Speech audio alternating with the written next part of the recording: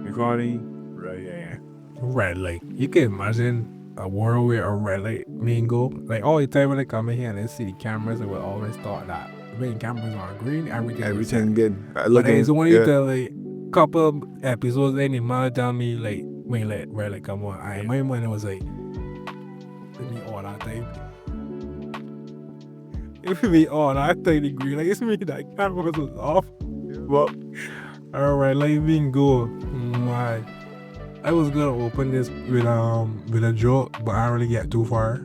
It was like a coconut and a breadfruit walk in a barbershop. wow. You know what? Yeah. Jokes where it was like, this man at this day walking in a barbershop, or Pope and a priest walking in a barbershop or something. Yeah. And like, then you'd be like, and the rest of the joke is, I ain't got the rest of the joke. Because it's like, that's the first time seeing you. So it's like, I remember leaving the barbershop and telling my girl, like, you know, you mind I was doing the coconut thing on IG, like, we just meet. She's like, with me, where? I started walking in the barbershop, and I was sitting there, and he said, I was like, that look like he, I think that's he. But I'm really sure. Then I remember when mom called me there, and someone called me there, and you get up and shit. I'm like, it is you. It is you. Yeah. So, like, welcome. Thank you, man. Thank you for being here. Obviously, I don't want to refer to you as coconut. I rather people start calling me coconut, wow, boy. But that's fine, though. Right? That's fine. Understand, right? That from the time my name, Breadfruit, come on social media, there was a period in time people would be shouting. I mean, like shouting Breadfruit at me. In public. Yeah. And then when I was like, who are you talking to? Who are you talking to? Yeah. And I had to remember. Because when I started my personal page, I was starting to get into fitness. In doing that, my journey was through being a vegan. You know, or trying my best to be, right? I was trying to like not get on stage and be eating the meats and what's not. And I was really trying to show to other people that it's possible to do fitness in a different way. Okay. Right? So you're still vegan? No. Okay. Vegetarian, pescatarian. I just don't eat chicken, I don't eat meat, I don't eat beef, anything like that. Right? Okay, fair. So that was the plan. And then I put the name out because one of my mentors was on it. He was the one to actually give me the name because that was a story in itself. I wanted to show people that one, that was inside of me. 2, Beijing. And 3 is like, it's just a conversation starter. Little did I know it would have become conversation starters later on in life, right? So I walking through, I remember one time I was walking through Sheridan and mom was like, that's a Breadfruit guy? And I was like, you with me? Alright, he was like, yeah. I know I'll be out and people would see me and be like, Breadfruit, and I'm like, so years later, I would just be chilling. Anytime somebody said Breadfruit, I would just answer and I'd be like, okay, cool. So I guess all that'll be inside, right? I guess the real question is, obviously, I want to know more what you and me was talking off camera and stuff about all the stuff he was going through. But I really want to know why coconut and how coconut therapy come about. Obviously, you got to give me a little introduction and stuff, but yeah, okay. Introduction as in me or like the coconut yourself? Nice, because I feel like people don't know who you're talking to yet. My name is Antonio Medford. I am the... You're looking at camera really red light. Yeah, I am the coconut therapy guy. And what coconut therapy is a web series where I just talk about faith, my journey with God, my journey of myself as a man, navigating through society, mental health, whatever answers, and then polish. It's just literally a coconut, a hugs, and just real, just. I just want you to know that real life, so you're gonna keep looking at the camera. But I just wanted to like, you know what I mean? Right. But that's nice though. But that's basically what it is. I'm a creative director, I'm a marketing specialist as well. So there was no real reason for coconut, or you just... I kid you not, it was supposed to be snow cone thoughts. And the only reason it became cool is because I was thinking about the logistics. I was like, I want to do something that's random, but I want to do it that's true to me because I was at a video thing for a while in terms of I was before coconut therapy. I used to do motivational speaking and I used to have a lot of videos, and at that time they were received well, I speak on stage at a lot of different places, so I'm making money from it, but it was just polish. It was fluff. It wasn't real for me. I did it because I was like, I like that people like it. I didn't do it because I like it, you know? Funny enough, like that's exactly what bearded Breadfruit was. Yeah. At the time, I mean, I got a beard now. By the time my beard was a lot further, and it was growing thicker, and my mentor was sitting down with me, and he was saying, you know, like, I want something indigenous to Barbados. I want something that, as I said in the beginning, was a conversation starter. I want something that is me, but it's not really me, so to speak. And we just scrolling through Instagram and like looking at all these different names and trying to piece things together. All of a sudden, he just jumped on. He was like, "What about bearded Breadfruit?" I'm like, "What is that?" And his literal words after that was like, "Exactly." You know what I mean, it's fluff. If somebody types it into Instagram, they can find it immediately. Breadfruit, as you know, is indigenous to Barbados. I mean, coconut isn't, but at least people, you know, you can link coconut to something.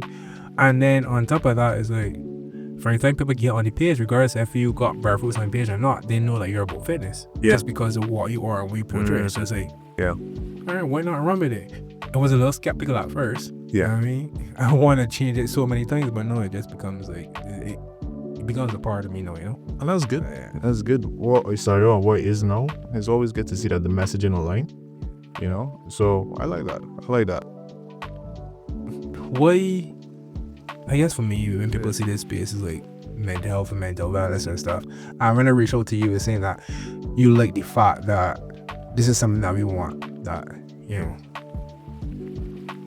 I got my reasons, but I guess I really want to know your reasons. Like, why mental health, or like, what is there or was there a gap that you saw in male spaces, male dominated spaces, or even just where you come from, where you needed to start like mental health, mental wellness conversations? Yeah. Okay. Well, I'll be honest. I am bipolar. Just let me start with that. I am This is a actually, safe space, bro. I'm actually bipolar, and I remember I dealt with it a lot coming out. So, but being bipolar and being dyslexic, horrible experience. Because you want to express yourself, you having triggers, you ain't even typing properly, you ain't even writing properly. You know, it's a whole bunch of a mixture, right? And I remember I came up in a household. My mother's single parent household. I was dealing with a very toxic. Her boyfriend was very toxic, you know, at the time. And to come up with that, and come up in a space where emotions in my family was seen as soft, you know. My mother is a real rough one, you know. She gentle, but she don't match sport with certain things, you know. But a lot, you know, there's a lot of Caribbean mothers. But when it came to my mother, my grandmother, you know, like everyone in terms of the family, that was a taboo conversation. That wasn't something that you could talk about, you know. Personally, for me, they had already outlined how they wanted me to live. They wanted me to be this certain person, you know, strapping guy, don't show no emotions, nothing like that. I didn't feel fully. I was like, nah, I want a little something different, you know. I won't feel my emotions. It can't be a hard white time. Yeah, you know. And I remember I was sitting with myself, and I was like, okay, Antonio, you could get ready for a fight, you could do all these different things. It's like, that's a dominant space, that's easy. But the toughest thing for you to be is vulnerable.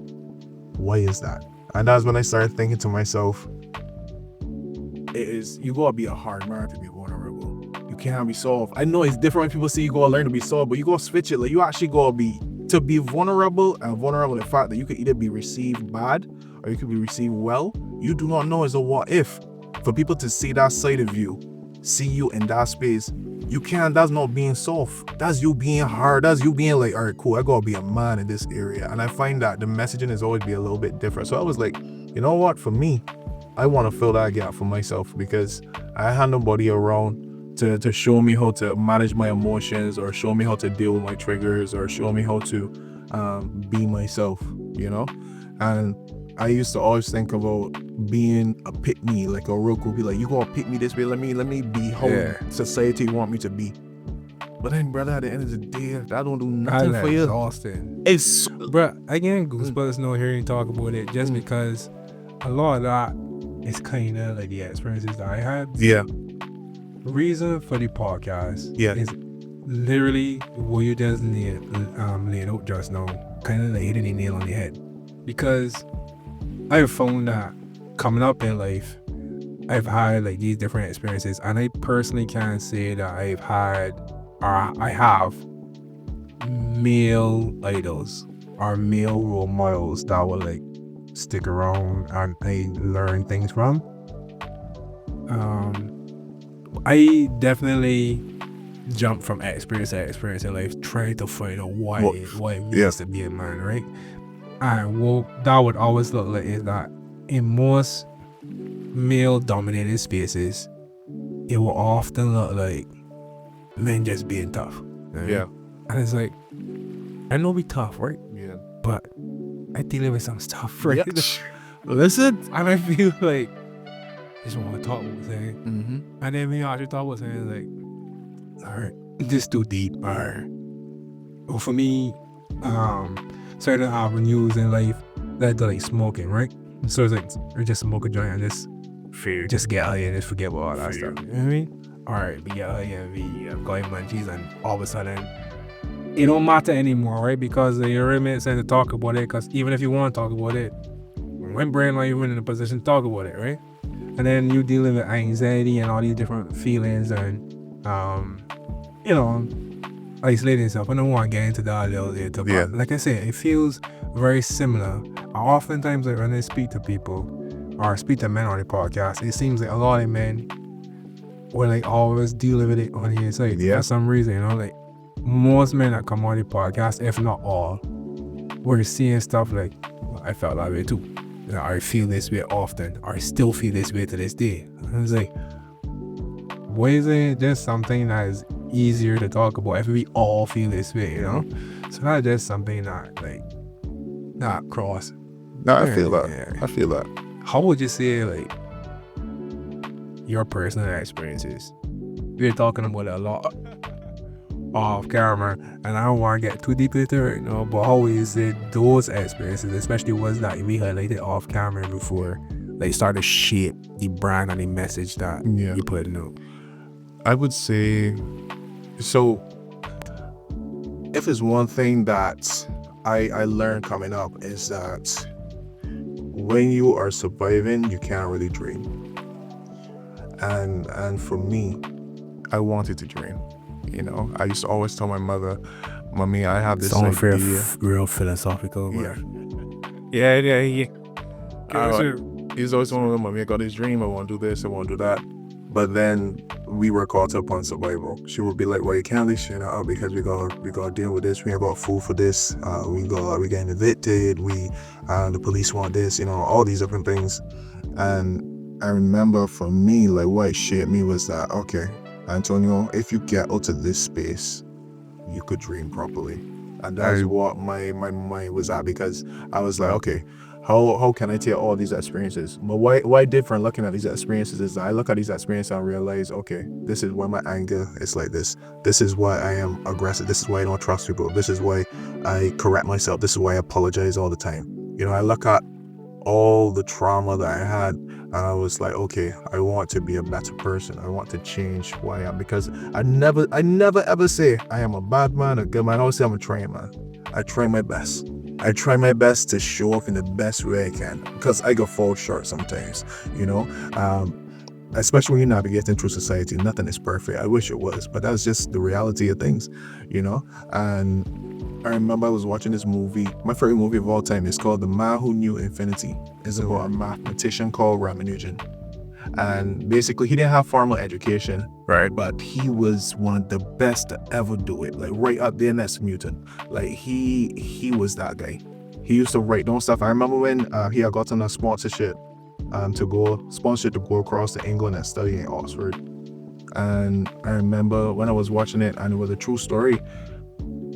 The professor challenged him. He said, okay, I get that this is what your final equations are, but I need to know the steps. He didn't know how to put the steps. He just used to say he just get it from God, Right. God sports him, this is what it was. But then he started tracing back his steps, and it's like, okay, well, I need to figure out how to provide the structure. And that's when I was like, for me, I got to provide structure, because when I watched that movie, it was like, I feel this, man, because I got all these ideas, Right. but I don't even know how I could get there. So that's when I started looking at the structure. I started picking apart what worked for me when I was younger, what didn't work. No, I ain't gonna say all of it was bad. Like, my mother taught me how to be nurturing. My mother taught me how to be more mindful, you know, to look at everything from the bigger picture and not just a narrow scope, you know. So I taught all that, and I kind of like shaped myself in terms of there's this movie called Life with Child where he says, I am multitudes. So everything that I see is a universe. Everything that I see is the world. You know, I might not have these things physically, personally, but what I see is the world. I am mapping out the whole world in my eyes. That's how I see it. You know, I see it as, okay, well, I have to look at every experience. Some might be bad, but there's also good. But I've lived through it. I am where I am now. So that's what shaped me. That's lovely, bro. Yeah. Is the bipolar in this last year?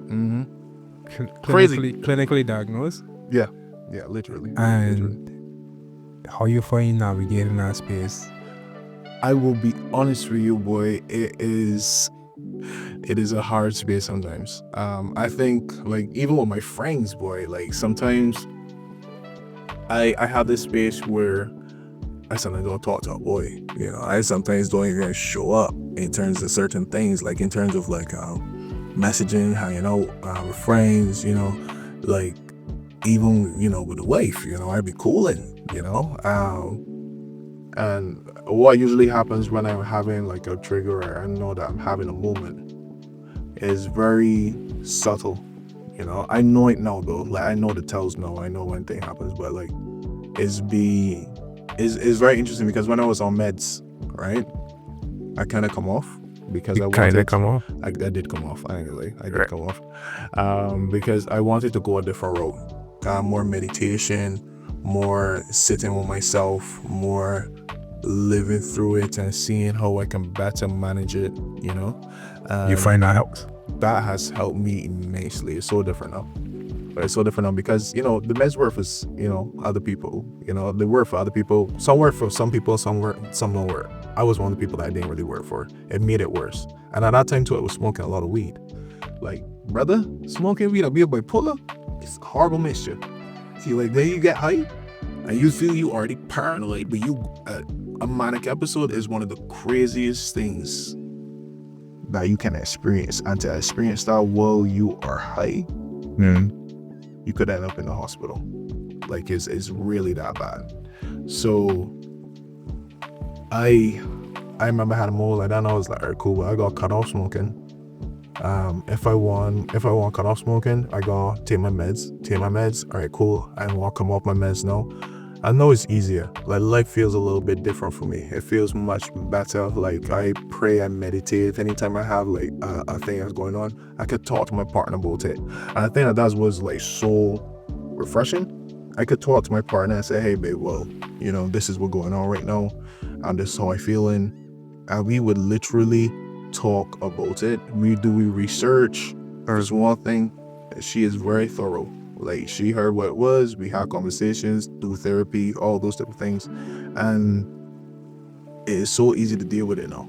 Well, when I say so easy, as in like it's much better than it was before. It's easier. It's easier, especially with somebody on your side that, yeah, you know, because my family don't necessarily understand it, you know. But they're older generation type folk, you know. They don't see it as stuff like that. I can get into those, and get into those a little later. But tell me about this sandbox award. Yes. What did that mean for you, like, in terms of like receiving it in recognition? I remember when I had gotten nominated for it. Some people have reached out and told me, hey, you want nominated for this award? I was like, okay, no problem. I've been nominated before, but this was like 4 years ago. Right. I didn't win it. I didn't think I was gonna win it because I was like, I just do some videos back then, you know. I didn't really like have the passion or the drive, you know. Who were some of the other nominees, if you remember? From this year, you had like Joel Manning, you had Monroe, you had and more, Gabriel Gay. You had a lot of big names when it comes to advocacy Yo, there were some big ones. Yeah, you know, David. There's this guy. I don't know if you know Let Song Pocket. Yeah. David, brother David is that guy. Man, he recently followed the podcast too. Yep. I don't know if it was like on purpose or it was a mistake. It was like this is my That connection, you should definitely do it. He would do it. He would be dope. He been seeing some stuff. I see some Yeah. stuff too. I mean, I my social media journey is just I like it. I love and I hate it. I got a love and hate relationship with it. I know with my son, it's just when I get caught in my head is like when I get caught out, I get caught out. Let me just go and deal with this little monster and then come back. But I definitely saw him, and that's those names that you call in terms of like as you said advocacy and you know they big real names. vocal. That's a big names to be in a pile nominated. And it was with 12. It was 12 people like they know. I was like, I remember when I saw that, I was like, I saw it and then I was like, babe, I don't even want to go to this. And she was like, no, we could go. I said, nigga, when it don't make sense going there and losing. She was like, but at least you're nominated. I was like, yeah, but like, you know, you were late to win because You don't want your participation, man. you know, because the two things I always wanted to win was a National Youth Award and a Gay&On Magazine Award. And I never I won get that. nominated in it. I get nominated and get on fitness training of the year. I was like Dottie and All these names. I have been nominated 4 times for the Motivational Speaker Award for Gay&On Magazine. I had not won none. Raphael, so congrats, brother. I mean, Look at the material. crazy. Look at the material. You know, he's been having a good run. Yeah. You know? And I remember when we got there, I was like, honestly, Donnie boy, I don't know. I remember when he was at home. She was clearing his skin. She was doing the lotion. Now she was like, Antonio, I got a good one about this one tonight. You know, I got a good feeling. And they had to set the nominees separately. And everybody was in bro. So I remember sitting on next to Gabrielle Gay, and she was like, which one were they? But I said, San. She was like, cool. I got these 2. I was like, yeah, man. She was like, honestly, you deserve it, you know. And I was like, for real, you take this off? She was like, yeah, because nobody ain't doing what you're doing right now in terms of that format. And I was like, you know, look at all the names. She said, yeah, that's true. How old you was again? I touched my head. She said, man, you got to 30 with this. So I said, you're right. I said, you're right. I remember when the names called, boy. I remember they called the nominees name, and I remember because Boy was doing me and she was predicting who would win each award, and he was on point with it. For everybody, yeah. He was on because we knew the people in the categories. She was like, yeah, that's them. That's them. We knew David. He was like, yeah, David, you know, like we was like, yeah. So then when they had called all the names, I had told she it could be David. She was like, it could be Joe. And then when they said Antonio Medford, I freak out. I remember I got her. You got twin. Brother, I was so confused. I was so shocked. And they had a whole bio. They read on my whole bio to me. And I was shit. like, what? Oh, y'all know all this information? But then I was like, Antonio, you're moving like you ain't got public work over there, you know? And yeah, like it was such a beautiful moment because to be recognized after like being out there for a while, and you know, you might not got the things that kids forward, but all that, you know, but how I wanted coconut therapy to do, because I was doing this different, I was doing it for myself, was that I want to go through this journey, and I want people to see it, and I want people to know that they could do the same, they could go through the same thing too, and that I ain't speaking about the glitz and glamour, I'm speaking about everything, the bad, the good, everything that happens. And it might be corny for some, but it's good to walk in our lane. And it was, honestly, I was so humbled and so appreciative of like being recognized nationally, you know, in the country that you're born in, you know, and to have that. And if you tell me last year that I would have even like some of the accomplishments I have, no, like I would tell you that you unfortunate, brother. I too poor. I ain't got the best grown to stand on. But here we are. See, I was gonna ask about the same thing, like what message you were hoping for like young people, especially when you started coaching therapy, but you answered it just now, and I feel the same way. Like, Yeah. this wasn't. I said it in a few podcasts, in earlier podcasts. Yeah. Because I'll not forget when I first put out the initial episode, I had sent a draft to some friends of mine. Yeah. And one friend really, what was the word I'm looking for? I really cherish her opinion, right? And I sent it to her, and she was all like, "Why you sound like this? Why you talking like you don't know how to talk?" Right? And stuff like that. I will never forget how she said it. I didn't necessarily take it to heart. Yeah. But at the same time, it still felt like, should I really be putting this out, or should I not put it out? And just like talking through it with my partner and talking through it again with myself, and it's like, this isn't necessarily. I want it for other people. Right? Don't get me wrong. I want men to listen to it. I want women to listen to it even. I want critiques. I want whatever. You could come and we could like hash it out. But ideally, this was for me. Yeah. Like all these things, all these topics I laid out or I laid out are things that I don't want to still battling with, because I don't want to come and speak from a point of being an expert at anything. But at the same time, it's like, this is a struggle that I have, and I know more men gotta go the same thing. And because of that, I definitely ain't coming as an expert. I just come as someone that's trying to get over it, just like you. Like, we all battling with the same struggle. So like, when you say that, I was like, that is very interesting, because this is exactly how I feel about the podcast, right? Yeah. Plus, people expect you to polish up everything. Sometimes you can't polish up. Like, you just gotta say as it is. Because when we finish here going in video and say something just as it. Yeah, I can't. The next thing I want to talk about is, I think, probably gonna set a tone for the rest of the podcast, and that's faith, discernment, and being purposeful on your journey.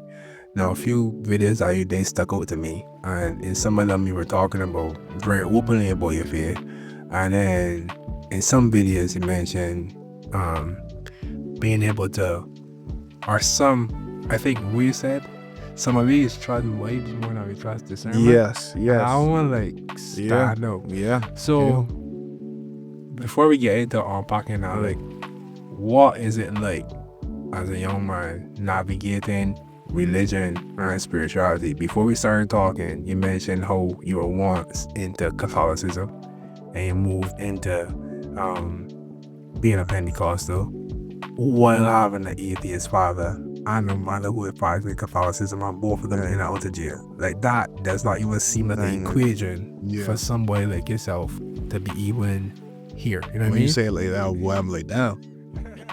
I want to go and be started faster. I got. No, it's fine, yeah.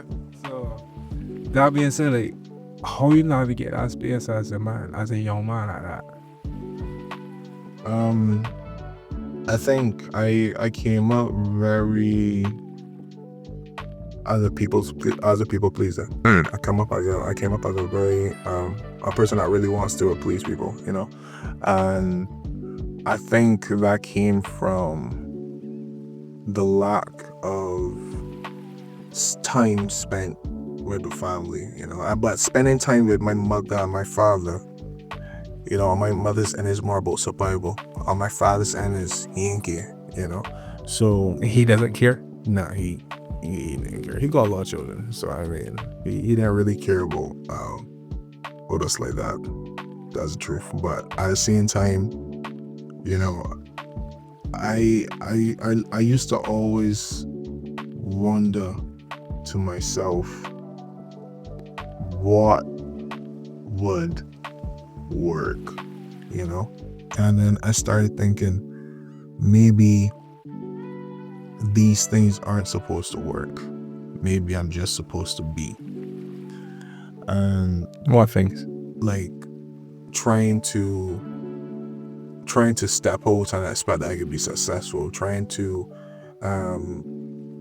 say go in the gym and work out in the gym, you know, try to chase all these women and be, you know, that guy, you know, try to pretend to be something that I'm not, so that I can get out of a certain space or whatever it may be. And I realized that I was living life for the first thing, you know, and that applied to why I wanted to do things differently. Because when I look at my family and I look at the upbringing and I look at like faith and spirituality, I started telling myself, okay, I'm only Catholic because my mother brought me to the Catholic Church. You know, I only believe in God this particular way because that's how my family believed in God. You know, or people around me. You know, I only sometimes be blasphemous towards God because my father's blasphemous towards God. You know, and I was just figuring out what was for me. And I said the best way for me to figure out is to be in it. So that's how I started going about it. Just being in it, being myself. Like whatever's supposed to happen. Let the grass grow. If it got thorns, it could got thorns. If it got roses, it could got roses. But at least I'm giving it time to grow. One of your videos you mentioned struggling with patience or being patient with God and stuff like that. You find that you still struggle with that after you had to leave Catholicism, or you still? Of course. Yeah. Patience is boy, I love that I talk about this because I was already struggling with this like since yesterday, today. Patience is one of those things that you have to be vulnerable with, because you're battling against, in my opinion, you're battling against society norms, family norms. If you're in a relationship, the norms in that relationship, you are fighting with yourself in terms of hoping that this thing works, or hoping that this thing comes true, and you're praying to God about it, and it seems to not work. When people say like where you start and where you go might not necessarily look exactly like the vision, but you will get there in some way or form, that's a struggle for me sometimes.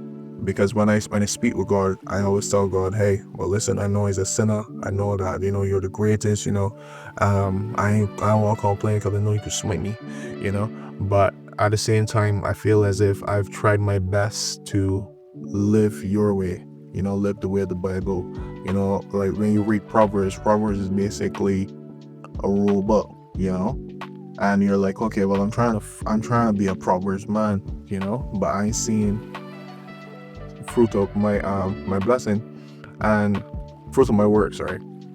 And I sometimes fight with that, because it's like I also look at the smallest things. If I slip or if I fall, like God can take away whatever he had planned on me. Maybe it was right around the corner, and I did by doing this thing, or I did by not doing this thing, and then it don't happen. But then sometimes, and I was praying about it today, where I said, God, boy, God, just trust you, because my patience and your patience are two different things. You gotta be patient with the whole world. I gotta be patient with you. That's crazy. You gotta tell me. I mean, I literally got patience tattooed on my hand. But to answer you, or to answer your question about being patient, I think in a lot of instances it could be very impatient. I guess the next question would be like, have there been moments in life where, I guess the spirit or God or whoever had to tell you to wait, when you just feel like this won't go all the time, like I think as men we want to settle on this journey, and we had a conversation with a guy this morning, and I can touch on some more points when we get further down, but I noticed this in a podcast too recently, and it's just like we're very logistical. We're very like, I need an answer right now. Like, I hear all that y'all say, and I see that all the women doing that what it's not, but one-on-one got equal to. It can be one-on-one equals wait a minute and then get back to you tomorrow and then you answer. Like, I want an answer right now. Like, hard you find that. In some of the videos I watched too, you had mentioned that, like stuff like, if you ain't useful or it don't make sense existing and stuff like that. So I mean, as a man hearing stuff like that, or even getting that information from anybody else, like, that's just me personally, that just drives me to want to do more things, what I mean? Like, I gotta get this, I don't got time to wait, I don't got time to just chill. Like, how you deal with that? Like, I've been actually trying to heal from it, because my father didn't really like co-sign. It's funny, I said co-sign. My father really did co-sign me and my sister's existence like that at all. And a man, I got a lot of children and all these different things. He wasn't. How many children? She got a lot, brother. that's a DVD. Yeah, right. So he didn't really co-sign on stuff. I used to, like, for example, I passed for Esley. My father went telling people that I passed for Alexandra and all these other things. He wasn't happy with what I passed for. He used to say that I was dumb. He used to, yeah, boy. I had a time I remember he pulled up at my mother's house. I remember I hadn't seen that man in like 2 years or 3 years around that time. He pulled up and said that, I went and accused my mother of me being a homosexual because I got pictures of my friends. And I remember, boy, I was like in this space where I didn't really, I just trying to get my father love, I remember he said to me, like, you already, like, you're stupid, you thing, like, if you ain't useful, you will always be useless because you ain't got nothing else going for you. And I remember when I heard that, it made me, it troubled me, and it made me want to work harder. It made me want to prove to him that he's right. I am useful to other people. I do exist to other people. I might not exist to you, but I do exist to other people. But then I realized that kind of became my identity, because when things wasn't going on, I in the slums. When things weren't happening, or when money was low or money was tight, and I couldn't get stuff going, I used to say, well, I can't be here, I can't be around these people. Like, I isolated myself a lot, as sometimes it's a good thing to, push yourself in that regard, but there is a bad side effect towards it, because then you can't operate without knowing that you can be cool, without knowing that you can be yourself, and you could sit in that space of things not happening. You could sit in that space and just either be patient or just pray or just be by yourself. And who really showed me that was like my fiance. She's such a laid back person. Like, she's so cool though. Like, she'd be chilling. When I tell you she'd be chilling, I remember Big show to the Dominic. No, and I'd be panicking, and she'd be like, "You never gonna panic. Like, you're cool." If it's one thing, she's always say, "Antonio, you gonna roll over your head. He's right. You people love your work. You are a person that are contacted to do this and do that. It's all right if things taking some time." You find that you still trying to prove your dad, bro? Nah, can't give a that. That way I just brushed off. I brush it off. And proving my dad, proving my mother wrong. He was asking real good questions, so just let me say that. The real good questions. Appreciate it. Nah, because my father has never seen the level of success I've seen, and I have no reason to prove that, man, bro. Like, I have no reason to. Same as my mother, like, and I love my mother, like, what, that's what it is. So real talk. I also had coming up in, like, it's so funny that when we come up to these, like, self-actualization, self-realization moments, you find that you always thought that you were in it alone, and then you realize that somebody else going through the same thing, maybe in a different way, but it's the same exact feeling. So stepping on stage, being a birth, more last stuff come out, I really decided that knowing me and watch that the pushback that I got, especially from family, and then I remember, like, my dad and stuff like that, he would see, like, all these different things too, and it was just hitting different, right? And when I step on stage, him and other people were like, you're not gonna win, you're not gonna do anything, you can just look bad because you're born in your heart, So it started catapult the journey now, right? And then I remember a friend, I can show her out, right? Even Kara, if you're listening, remember she had said to me, you ain't doing this for nobody. That was later on in my... Caramilla? Carolyn Bell. Oh, okay. It was later on in my journey where she said it. But in the beginning, I was so hell-bent on stepping on the stage, great place in, right?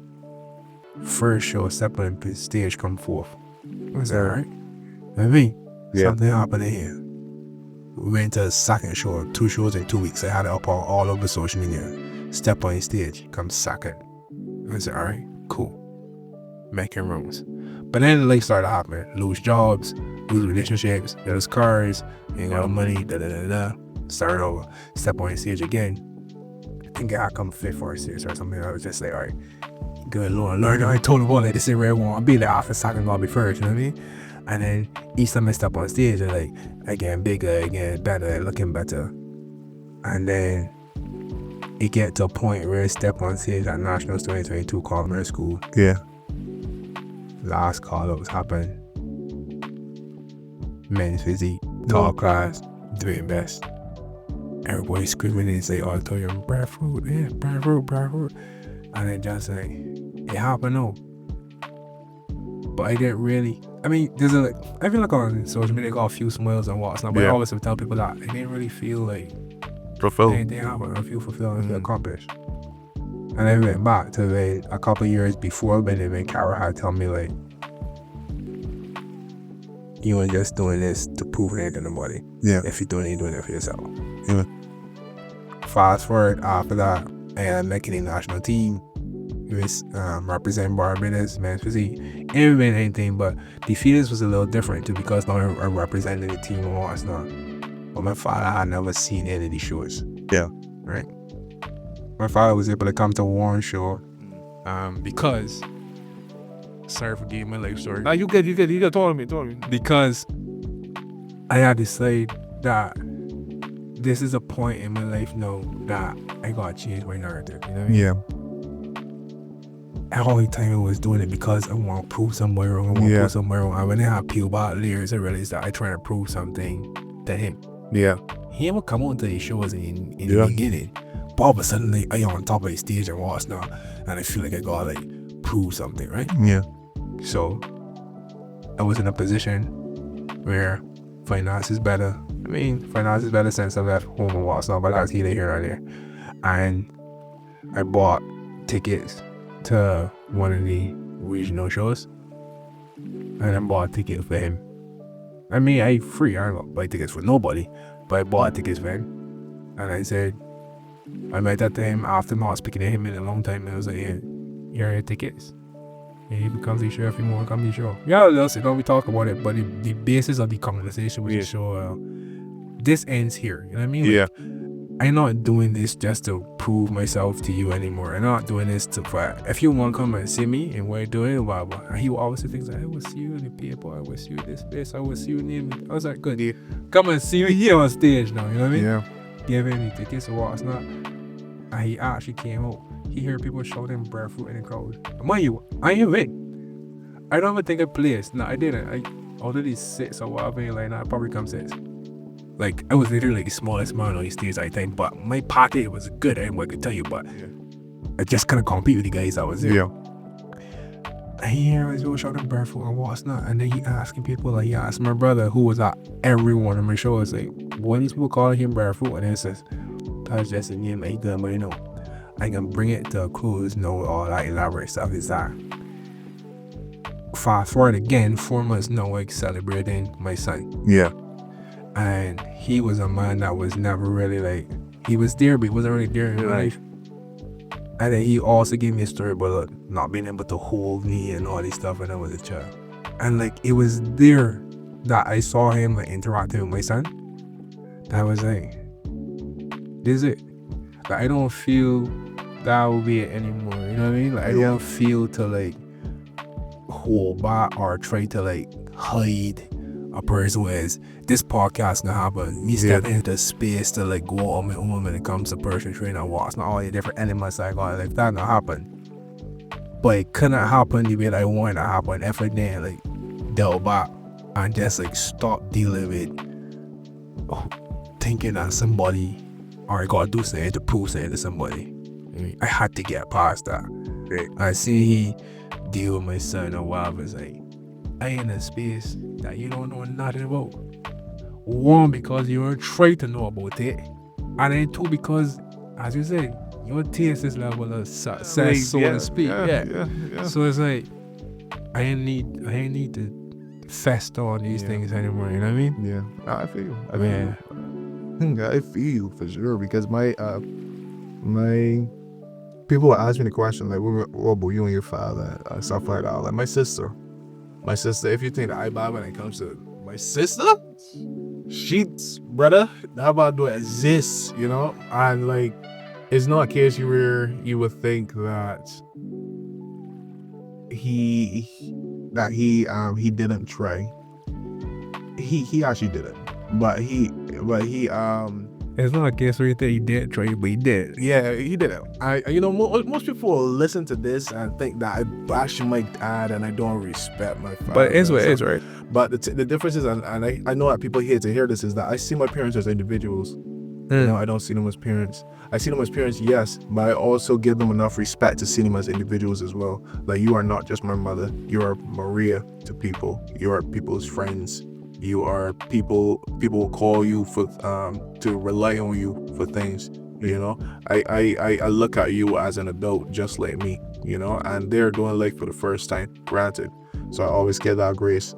But when you ask me that question, yes, it is like he hasn't tasted the level of success I have, and it's not like I was this huge person or anything. So That's him. But it's just when you see where I was and what he thought I would amount to, Yeah. and where I am now. Yeah. Can I get my speech, brother?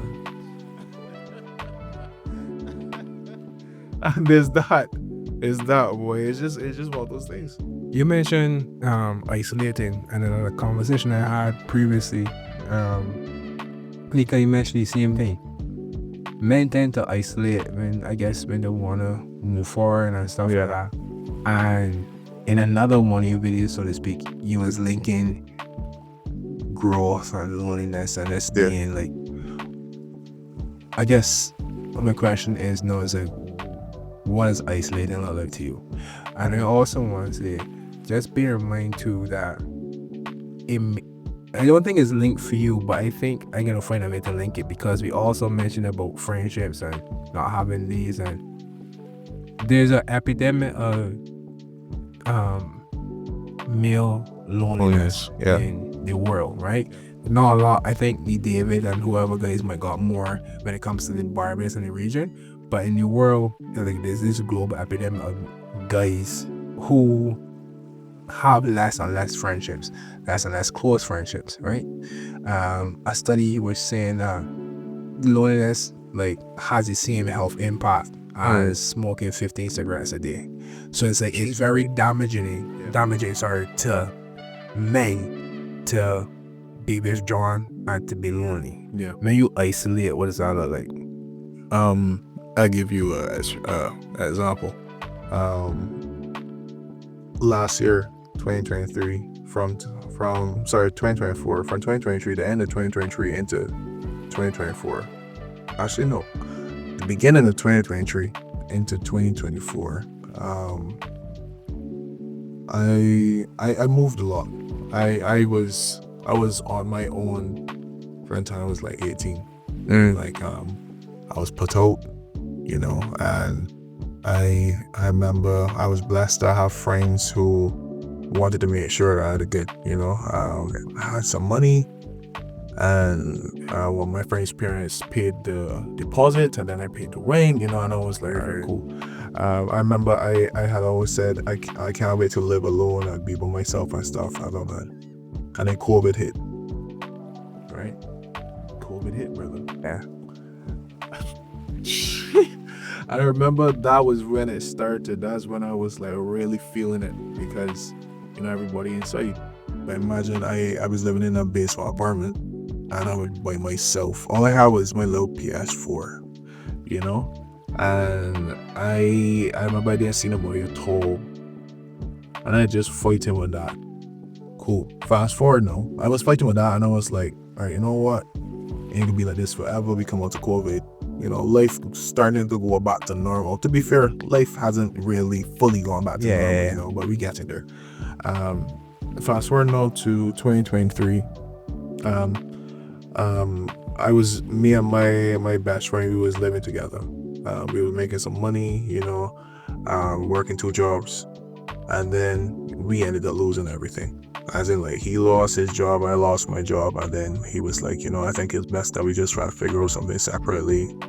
And it wasn't a bad injury, so like he was right. Like, we couldn't afford really staying. Like, it was a nice place. He was like, this is great, you know, bachelor life, boom, boom, blah, you know.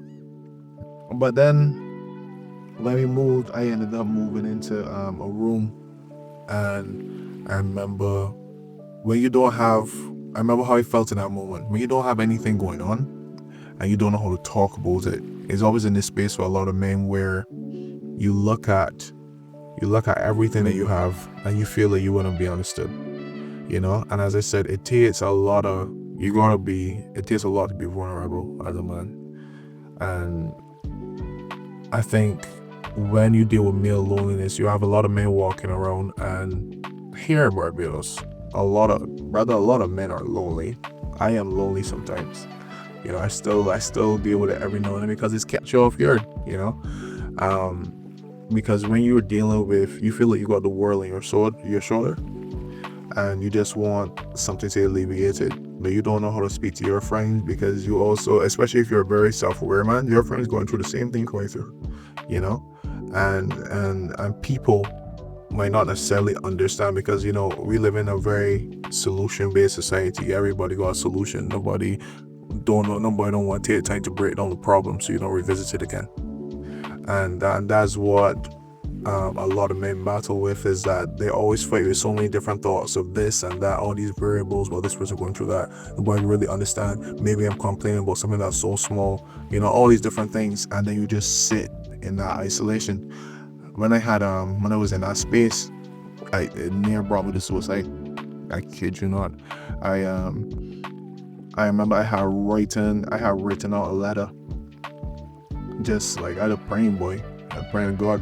I think that was why I was able for like the real indicator of faith, in terms of like tying God back into it, because I learned that yes, you are dealing with male loneliness, but you aren't alone.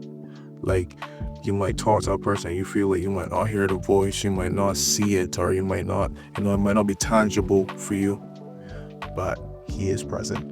Read the Bible. I wrote, brother. I had a joint in the left hand. I got the letter there. I remember I had a walk, and I was telling myself, I want to do this. I want to take my life. And I didn't. I just read it out loud. I cried bad. And then swung my joint. I like that. There you go. And I remember after that, I started like taking the step to move myself out of that. So I started like going to places that I know a boy, I just cool, like talking to people randomly, you know, going into spaces that don't make sense for me, or like having dinner by myself. Like, it's a difference between being lonely and being alone. A lot of people mess that up a lot. Like, you could be lonely, yes, you know, you would love to have someone near and stuff like that, but are you okay being alone? Are you okay being in a space where it's just you? I lived in an apartment with one of my best friends. He lived upstairs, and this was 2024 now. He barely see me, and he had a place upstairs. Yeah. And my apartment was downstairs, and his was upstairs, and he barely saw me. Because I did by myself. I was struggling with the loneliness. I felt like no one understood. I felt like all these things happening in my mental health, all these different things, yada yada yada. But no, that in itself is part of your problem too, right? Yeah. Because one podcast I was into, it tied in the fact that a lot of men, or most men, if you believe in attachment styles and stuff, tend to be avoiding attachment. Whereas after a certain age in life, you're preteen, 12-ish, 15, we don't really get, or maybe even earlier, we don't really get like the physical touch to let us know, yeah, this is okay. Yeah. You know what I mean? It's almost like rite of passage. Your mind now, go figure it out. Yeah. You know what I mean? And like, you ain't got time for that song shit. Go and figure it out. Yep. And like, you deal with that. But what I started to create now is that all of us, most men, started dealing with this. You mentioned in the beginning all this traumatic experience. Oh, we damaged, brother. It's like this chronic damaged. trauma that's just perpetual and cycles for generations to come, because we don't know how to deal with it. And then we start trusting people. So now I can't trust my fellow man upstairs or whatever to talk about these things that I deal with, because I dealing with it personally. He probably dealing with his stuff personally. Yeah. But ironically, in the past, and I bring it up in other episodes too. Yeah. Men are better in a collective. I agree. You'll find that men, I talk about in other episodes, get into like a gang or hang on the block. Yeah. And they're very destructive. Yeah. But if the sole purpose in there could be something of constructive, for us, or for whatever reason, we stop hiding behind this veil that, I can't be vulnerable in this space. So when you actually talk about it, who knows what a group of men to make a positive, constructive talk could do. You know what I mean? And like, it was just hearing that and just thinking about it.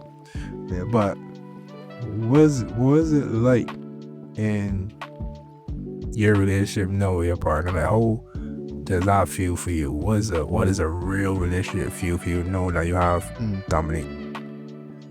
I would say getting with my partner has been a very eye-opening and loving, but very humbling journey. I think we as society has made love, the PR for love has been so crazy. That is a fairy tale and all these different things. For me, in my opinion, love isn't about like how much this person loves you. It's about how much this person loves you, how much this person wants to push you, how much this person is willing to sit with you at each season that you're in, how this person views you and the future version of you, how this person wants to walk with you on that, show you exactly, hey, I love this about you. I love this about you. I love all of you, but I know that you could tighten up here, I could tighten up there. So it's not just affection then? It's not just affection, it's understanding, it's motivation, it's inspiration, like I used to think that I was the shit. I used to think so, Right. And when I got with Dominique, and before that, I realized that I wasn't all that I thought I was cracked up to be. I wasn't as emotionally intelligent as I thought. I wasn't as receptive to a lot of different things. And I remember I had come out of a relationship before going to the one with me and Dominique, and I was out of that relationship for like 2 years, and I remember I had a vet for a long time. I was like, oh, this woman can leave me, But then when I sit down and think about it, I look at everything, I wasn't probably the best experience for her, and vice versa, because I realized that it was fueled by something else. When I get in a relationship with Dominique now, I look at life and I look at how, okay, this woman just, she loved me, she liked me, but she also want to push me. She also see where I go. I've never been in a space like that, I've never, granted, women's stressful, brother, but at the same time, That's part and parcel of her. when they stop doing that, that's when they don't care. Because there's a certain threshold. Like I was speaking to this man, he's been married for 50 something years, and I was like, oh boy. And I had answered. That's my whole life answer. Like, I had asked him for that advice, and he was like, he talks slow, home and stuff, but he in the home with his wife, and he was talking real slow. But when I pieced everything together, he had basically said that she's still nice into this day, but if she didn't like him, he wouldn't have had the success and the family that he has now. His children are up there. Like when I tell you up there, emotionally, career-wise, all of that, they have families. The cycle has changed. The talk about what's going on. So I didn't want to cross you, but how do you get to this space where you're so emotionally involved when you had no model of that really in your life? You know what I mean? Your mother and your father not together, they go to prison, difference in religious views, and then she has a boyfriend, don't typically like you. It change your path. It just seems like for somebody listening, it might come across as very weird, going this way, going that way. How do you find that stability, so to speak, and then move into a relationship like this with Dominique? I would say that I used to create a kind of facade of what love looks like. I used to apply that. So like in church, I used to see a lot of love in terms of like, the older folk, the younger folk, a lot of married couples and stuff. And I used to base love on that fairy tale. Like, this is what it's supposed to be. So when things didn't align with the type of love that I was given, this person receiving it wrong, or we receiving it wrong and stuff like that don't make sense. I didn't have a version of what my love looked like. So that's why I had to be alone. Because I know it was like, okay, Antonio, why is it that you like this? And then spending time alone, I realized I don't really like these things, This is a lot. This is very performative. I had to learn myself. I had to figure out. I had to learn to love myself. Because you can't, it's real, as cliche as it might sound. If you don't know how to love yourself, you can't love nobody else. That's real. Because if you love yourself and you care yourself a certain way, and you want to be seen in a certain way, and you want to be respected, that also translates into the relationship that you're going to have. So stepping into the relationship with Dominique, it was new territory because I was a new person in terms of how I want to love. I spent a lot of time alone. I knew exactly what I wanted, how I wanted to go about it, and it was a space to facilitate that because she herself is a very confident woman, she does her work as well, so like it was just right. I like that. Yeah. My partner, we sat yesterday and we were trying to decipher some stuff, like, how is it, and then even today with the client, like, how is it that men 40 and 50 still at these ages they aren't able to like self-regulate or like control yourself, right? Everything is still like erring on the edge of like being promiscuous all the time in every relationship, right? And I think going back to the same chronic trauma that a lot of men deal with and not being able to be close, because she was asking me like, why do men do it? And I get in a sense, the only way, same podcast I was listening to earlier, it says the only way that men tend to find closeness or intimacy is through sexual intimacy with partners. So then after that fades, we move on to somebody else, and then that fades, we move on to somebody else, not dealing with the fact that the same man that like to present himself as so hard and stoic is also lacking that will and that desire to be loved. Yeah. But we don't, or some of us don't want to like open up to be able to receive it. So what he said was, some men, it's like men aren't ready to open to receive the oxytocin or whatever that women would want to like. This is Superman? Huh? This is Superman? Nah. Okay. This is who was he?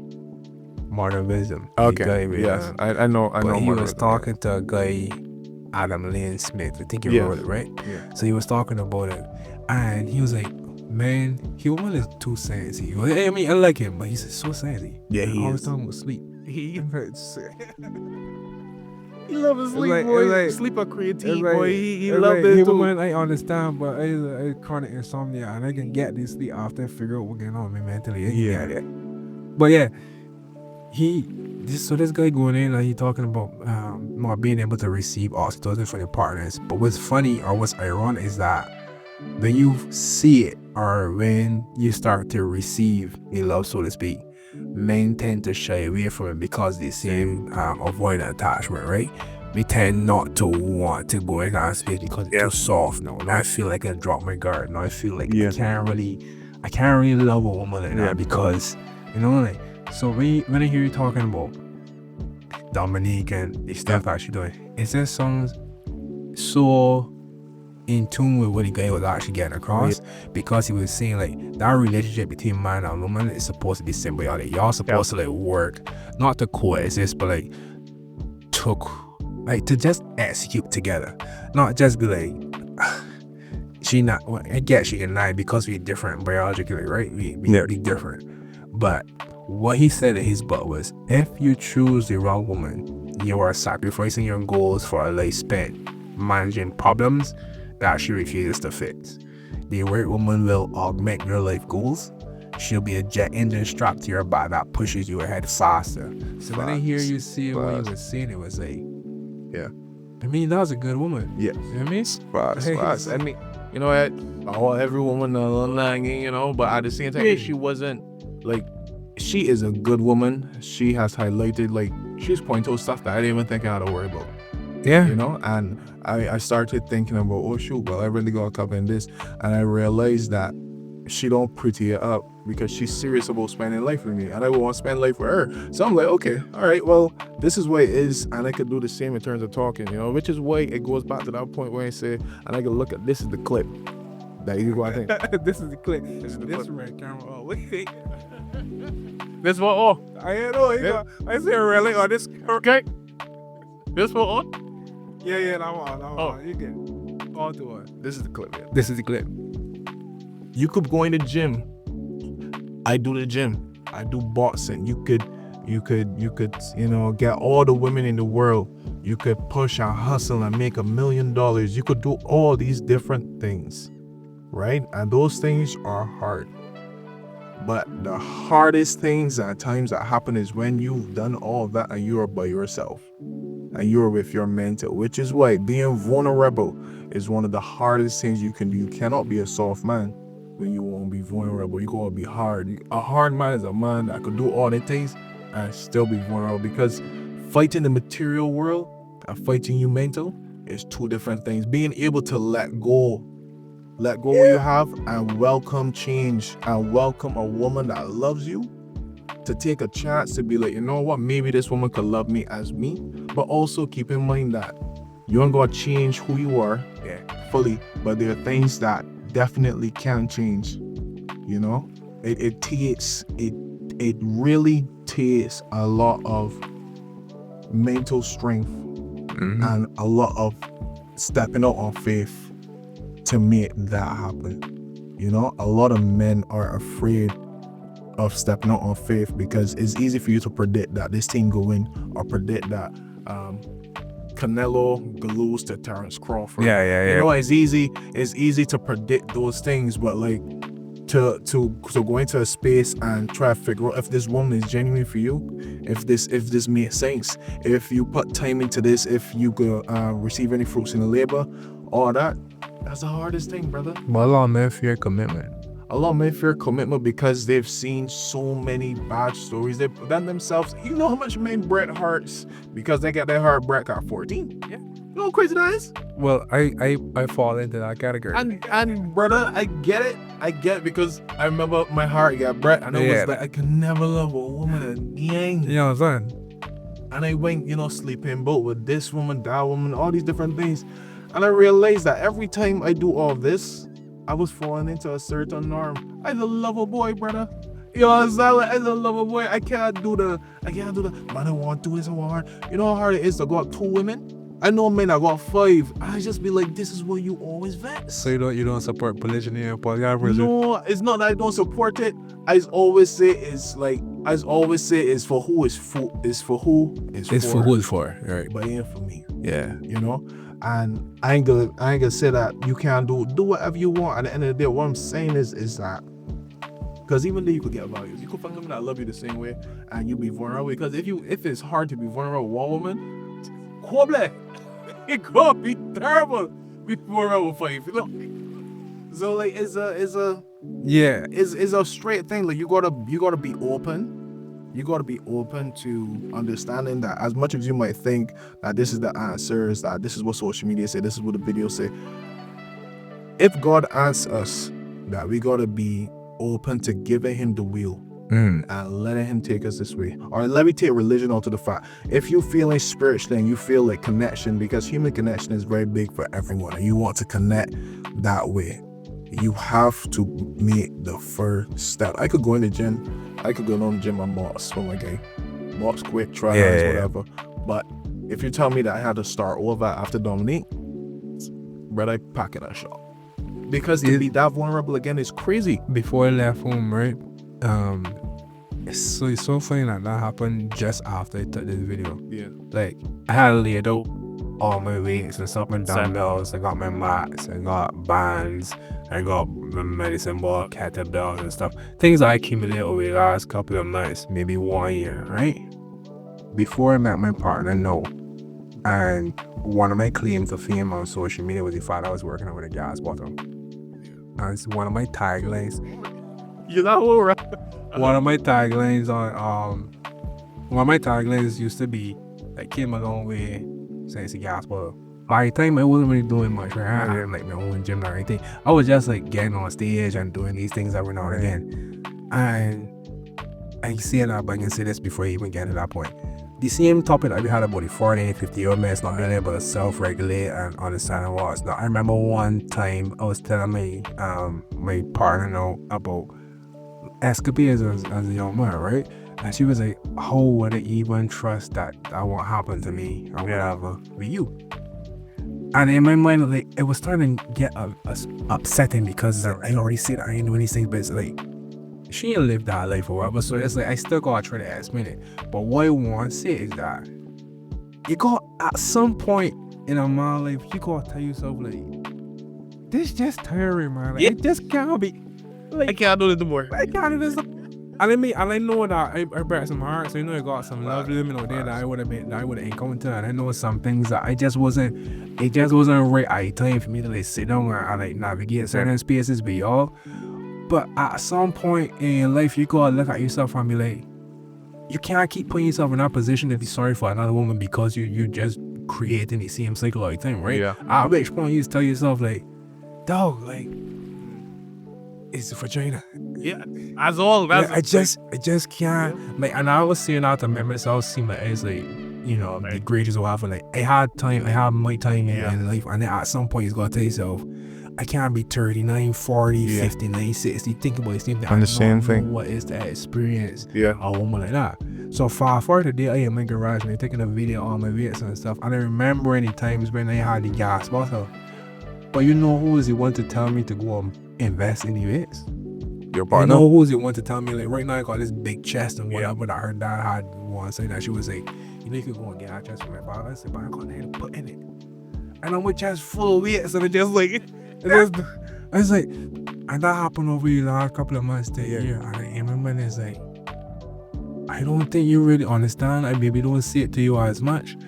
But that rocket and stuff like I'm talking about, the man the woman that's push you ahead faster, the woman that's sit down with you and when the nights come and you trying to like get you thoughts so they can't articulate the way that you want, actually making sense of it, because even the man was saying in the podcast, a man is a CEO, like you're the chief and you run this thing, but the woman is the COO, like she's the one to operate, she's the one with the operations, she's behind there, like just like, you know what I mean? Yeah. As much as they throwing these things out here and they're telling her these things, like these things they're sticking, podcast, training, working out, this and that thing there, and she's like, yeah, just do this, just do that, do this, and sometimes it's sticking, but she was like, nah, like this is the operation. Yeah. I know we got all of these things. Yeah, you don't got everything. The call I get early as a man that want to come and train. It's like, I wasn't doing this when I had a gas bottle. And the body that was in my life was telling me, bro, you know, that, you see that, right? So it's like, when you start mentioning, it just comes down all these things, like, it's choosing somebody that's compatible versus like thinking that, bro, what the guy was linking is that the podcast too was like, people misconstrue incompatible with the wrong person. Yes. It's not that every person you go to is compatible to you. Yeah. But being wrong is not like you're trying to, being wrong is that person don't fit, like, you know what I mean? Like it don't fit the operation. Yeah. Being incompatible, no, it's like, so it's like when you find that person and it mesh and you find that symbiotic relationship, like, there's no telling what's gonna happen in the next couple of years when you do. It's like, that's it, man. And just being able to open up emotionally, still learning it as I go on, because the relationship still feeling new. But it's like being able to receive whatever it is that she passed on, she gave it to me. It's like, you had that before? Like, why you leave this and go and like try to, you know what I mean? I don't know, man, not just me. For the guys that are listening at some point in life, like, that played out. Like, years of generations will show you that played out. Like, yeah, you ain't going nowhere with it. Ain't going nowhere fast, right? Yeah.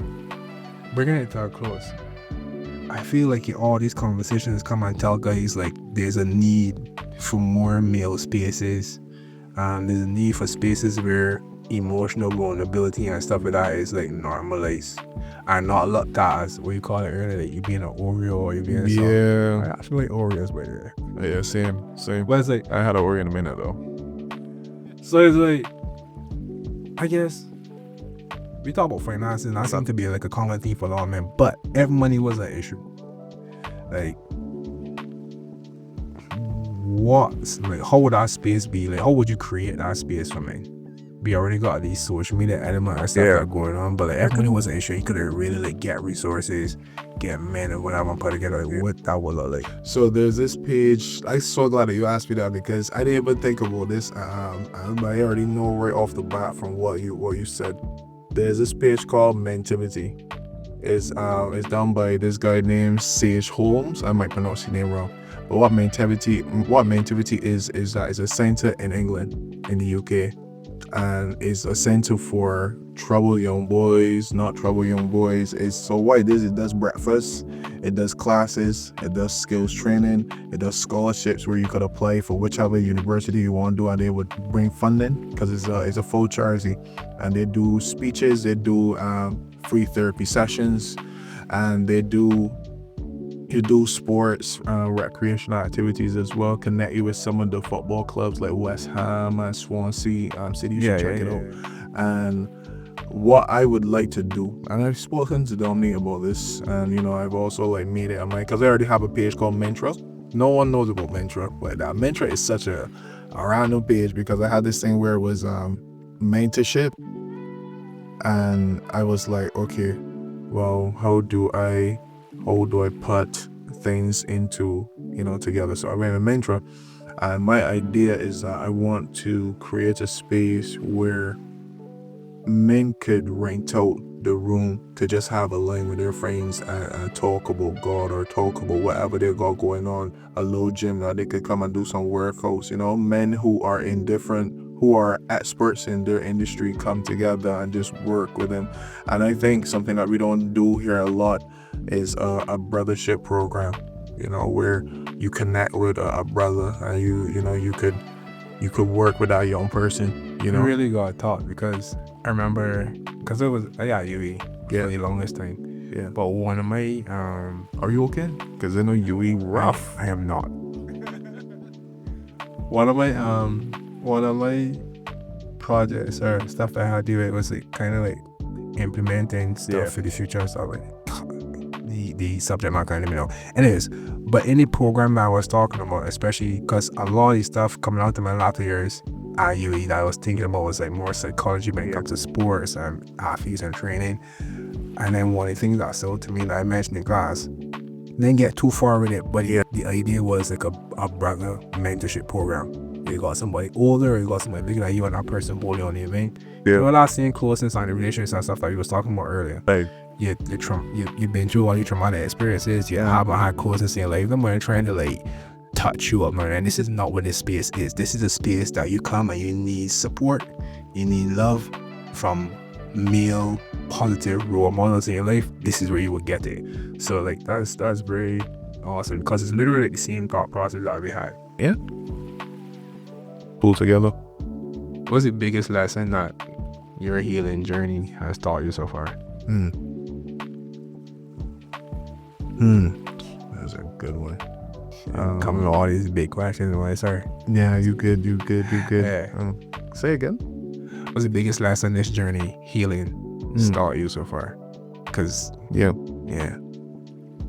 it's taught me that there's so much more into life, that your emotions, your experiences will only expand. So when you heal something, it makes room for other things. Yeah. And if it's one thing that has really impacted me on this journey of healing, is that nothing is never in a straight line. Healing takes time. Healing takes patience. Healing takes ambition. You gotta be ambitious to heal the way you want to heal sometimes, to get out of certain situations. It takes you waking up the same type of energy you'll put into, just, getting to this money, working out, eating right, and all this stuff, because you have to apply that same thing. I realized that it's taught me that you can't put it on the back burner. If you really want to change, if you really want to have a different experience, and one that isn't clouded by trauma or clouded by what society wants for you, and our insecurity, you gotta be willing to really put it forward and work on it, and you'll be surprised on most of the things you attract when you heal from certain things. Because I'm still healing to this day, but what I do know is that on this journey so far, the things that I have healed have brought so many different great things in my life. Nice. You know, so yeah, that's what I would say. I am close with this, but before we're talking, or before we get in there, like, I had no idea the story that you gave before we even turned the lights on would have been your story, so to speak. It still is surprising to me to know that you are even younger than me, and you've been through all that stuff already in your life. That to me is like, that's like a real true testament of like stoicism, right? Like, Brother, man, this thing now, this stoic man, or whatever God, but this man that's rumble with guns and stuff, and, or like pants sagging and hard, but like overcoming that and being so strong mentally, to me is like a true test of faith, and I appreciate you, applaud you, and kudos to you, and I hope that you continue on that journey and you just keep pushing, because that is hard. Right? Sorry that the conversation couldn't even cover even like half of what we were talking about before, but you know, like, it is what it is, and hopefully we can get like another space that we can just discuss stuff like that. That being said though, Antonio Medford, Coconut Therapy, this is your space. If you had to speak to 16, 15, 14, or maybe even when you say that you actually made the shift from Catholicism, 17-year-old Antonio Medford, what would you say to him? What would you say to your younger self, given what you've achieved now with coconut therapy, and given what you've gone through? And also congrats on the engagement, knowing that you're about to step into marriage. I don't know if that guy saw what this Antonio Medford was going to be, but you're here now. And if you have to look back, if he was in the ring said to know, what would you say to him? I would say I would tell that Antonio, I would say, yes, it gets better, but it is okay to live in the space, even if it feels like it's pain, even if it feels like nothing will happen. I would tell him that the quote that I love, struggles and criticisms are prerequisites for greatness. That's the law of the universe, and no one escapes it. And you will not escape that, but you will come out on top of it. So just trust the process, because it does get better if you learn to let the process trust you. Go with faith. God is with you, and everything will fall into place the way it's supposed to if you allow it. And that's really it. Just be open to receive it. Just be open to receive it. Yes. Don't change nothing. Like, I would never go back and change anything at all. As much as I have had experiences, nah, it was supposed to be this way. I think that's it. I think coming to realization in life, you understand that experiences really shape character. And like, you need to, it's very cliche, but you need to go through it. To grow through it. And just come on the other side. So like, as long as you're still above ground and you're still breathing, like, you got a chance. It's true. It's true. I mean, you can't carry character to the bank, but it does shape and change you. Alright, signing off. Just letting people know where to find you, where to follow you, especially this month. No problem, man. You can find me at Coconut Therapy 246 or Antonio Medford on Instagram and TikTok. And I already know Breadfruit. This is something I don't ever see often enough. But anyways, Breadfruit, Barbell Conversations, and just hope we could get some more collabs coming up. For sure. I think this was a real nice one. For sure. I agree. That's it.